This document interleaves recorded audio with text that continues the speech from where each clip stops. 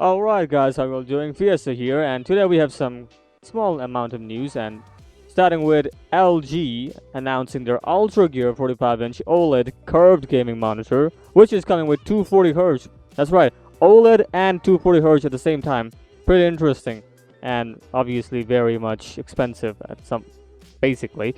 And if you look into the specification here, this is a resolution of 1440p, obviously. uh, we have contrast ratio of 1, 2, 3, 4. Yeah, you get it. And that's a lot of big number. Response time 0.1 milliseconds, not 1 millisecond. It's 0.1 milliseconds gray to gray, but still, test will tell if it's real or no. We're having curvature of 800, radius 800, HDR 10 supporting. Connectivity, we have HDMI 2.1 into two slots, obviously. DisplayPort 1.4, obviously one of them. USB 3.0, and downstream for two of them. And 4-pole H/P out, basically. There's a remote control for that. I don't know for what, but something. We also have ultra-fine display Argo AI. This is another second monitor, which is having a bit cut down screen size, as you can see, 31.5 inches, and it's 60 hertz. So basically, it's for professional works. I mean, that's why it's called ultra fine display Ergo. Otherwise, it would be called gaming, but it's not. So yeah, LG announcing their UltraGear 240Hz gaming monitor, which is the main show here. Next up, we have something interesting. Intel is delivering their A770 GPU to the PC modders, obviously, but with a StarGate. Yeah, as you can see here in the pictures, they are delivering this GPU with some cool StarGate like, whatever that is. But yeah, it's pretty cool, as you can see. And that's the A770. And we have the looks right there. So basically, it's confirming that this is how it's gonna look. I mean, it was confirmed a long time ago, but yeah.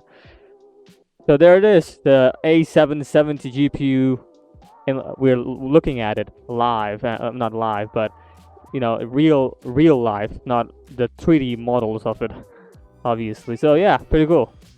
I like those builds that the PC modders are making with the A770, and this is the StarGate that they're delivering with. Very cool campaign from Intel. Hopefully their GPU will perform like these kind of campaigns, hopefully. Next up, we have the similar story, but this time it's A380, and the A380 has been tested in 50 games. That's right, and it seems like that compatibility is getting better than expected.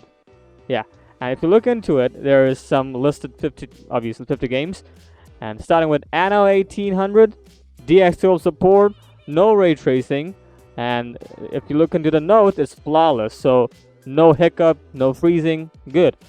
But for Cyberpunk, Crisis, Control, Battlefield, Valhalla, flawless again. Doom Eternal, however, there is a problem. It's a Vulkan API, and it freezes at startup sometimes, so there's a slight problem there. We also have some other problems with Farming Simulator 2022, right? Yeah, visual corruption with SSAO, basically anti-aliasing that we're talking about, greater than low. So basically, it suffers visual corruption there. We also have Half-Life 2 problems, Halo Infinite problems with the driver. Landscape shows visual corruption. Oh, that's not good. Max Payne 2 doesn't start at all. So that's DX8, by the way. So fairly old, so not complaining there. We also have some problems with Psychonauts 2, Quake 3 Arena, yeah, and Spider-Man Remastered having some problems. So that's not good, because this game just got released, and we're having a problem with that. So even with RT, we're getting that problem. So yeah, I mean, almost all the games we're not seeing that much problem, except these games. But still, it's better than nothing. And lastly, we have something interesting, very interesting, because this is 4060 and 4060 Ti we're talking about, and we have some sort of like benchmark leak coming from Qubit Leaks, and This is about times by extreme, and the 4060 Ti is getting 8600 score. Average clock is 2600, around 2600, and the power draw, which is the most surprising thing for this card, is 270 to 280. That's right. It's reaching nearly close to a 3080. Literally.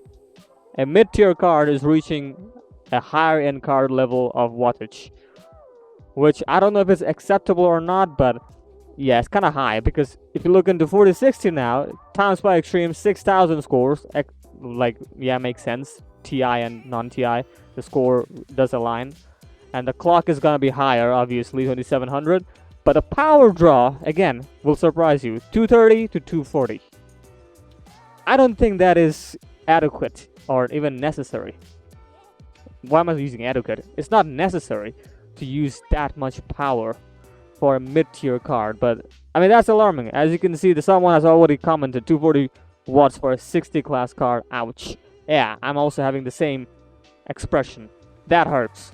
Alright, that's it. That's all for today. Some small news. And what do you think about the 4060 and 4060 Ti? Like, do you think that amount of power draw is necessary, or like, is it butchering the mid-tier cards with this amount of power draw? Like, we don't really want to see that. Do you want to see that? Or, I mean, hopefully not. Let me know in the comments what do you think about these wattage for 4060 and 4060 Ti. Like, that hurts, honestly.